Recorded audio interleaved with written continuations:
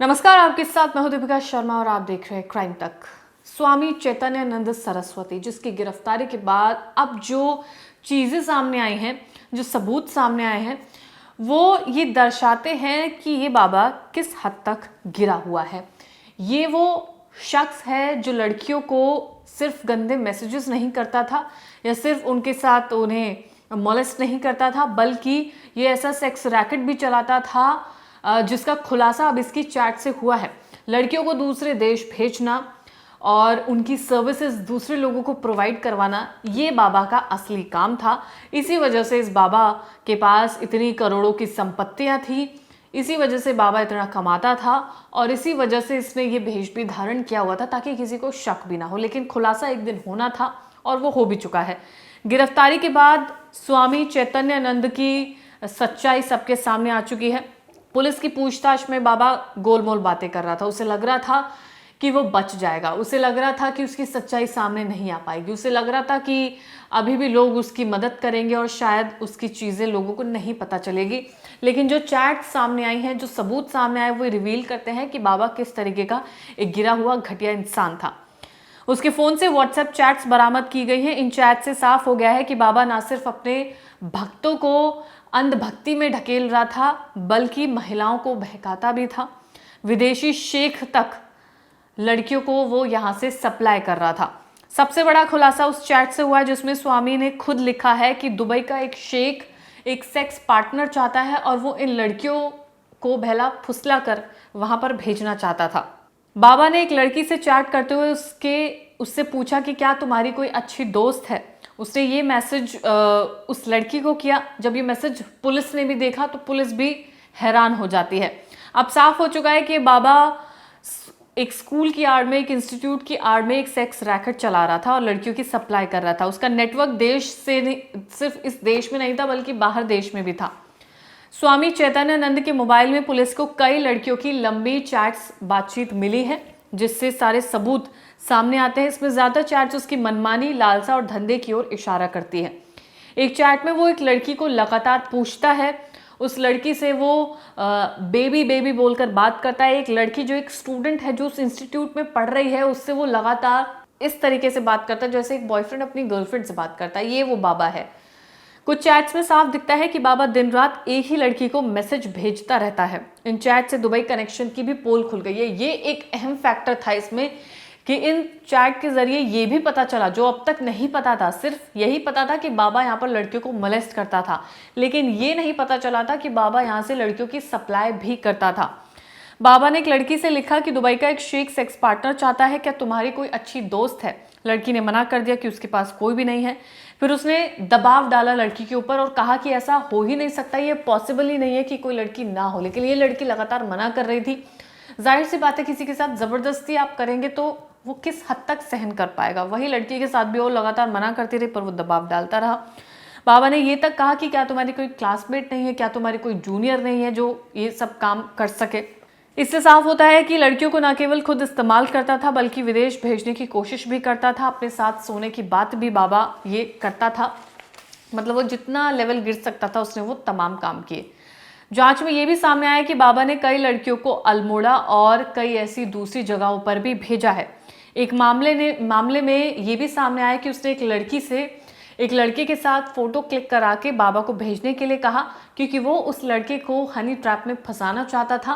पहले उसने उसे समझाया कि किस तरीके से उस लड़के को फंसाना है, उसके साथ पिक्चर्स क्लिक करानी है, फिर वो पिक्चर्स बाबा को भेजी जाएगी, फिर बाबा उसे ब्लैकमेल करेगा, हनी ट्रैप करेगा।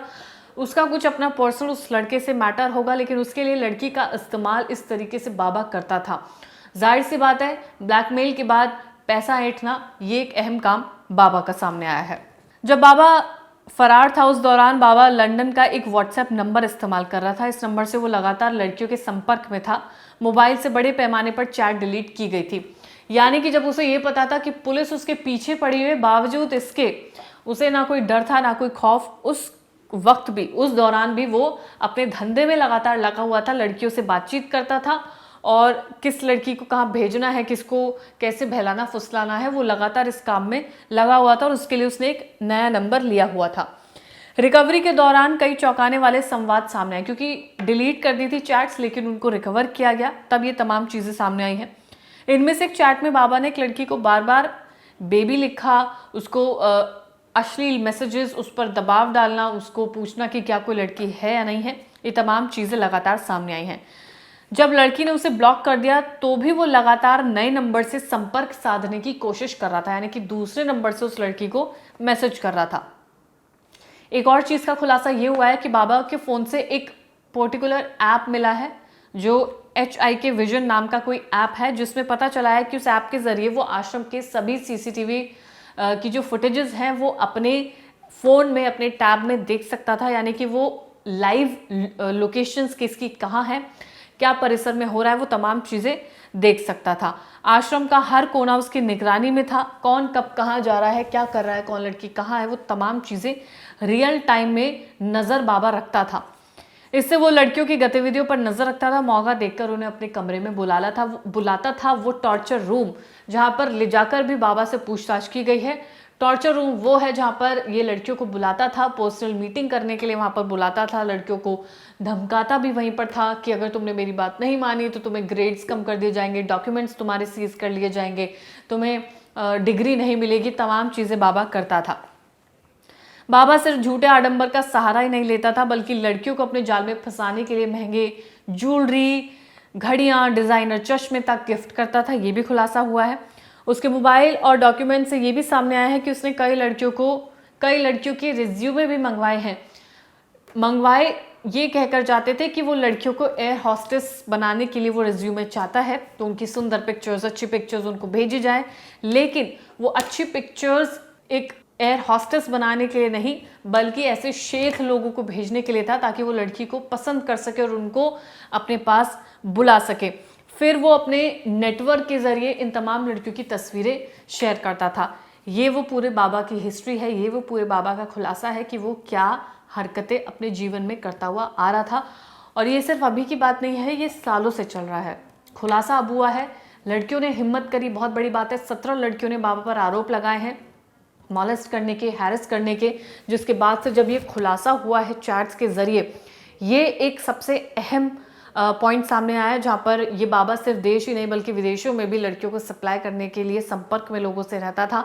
इस तरीके से इसने इतने करोड़ों रुपए की संपत्ति जमा की है, लेकिन अब इस बाबा की तमाम सच्चाई सामने आ चुके हैं, जिसके बाद से इसका बचना नामुमकिन है। और अगर अब भी बच जाता है तो फिर कानून पर सवाल उठाए जाएंगे, उन लड़कियों का भरोसा टूटेगा जो लगातार कानून से ही मदद की गुहार लगा रही है। और जाहिर सी बात है, हमारा कानून इतना स्ट्रांग है कि इन लड़कियों को न्याय जरूर दिलाया जाएगा। फिलहाल तमाम सबूतों को इकट्ठा किया जा रहा है, जितने भी सबूत इस केस में अहम साबित हो सकते हैं उनको इकट्ठा किया जा रहा है। बाबा से भी लगातार पूछताछ की जा रही है। जितने भी इसमें अपडेट्स है क्राइम तक आपको लगातार तमाम अपडेट्स देता रहेगा। धन्यवाद।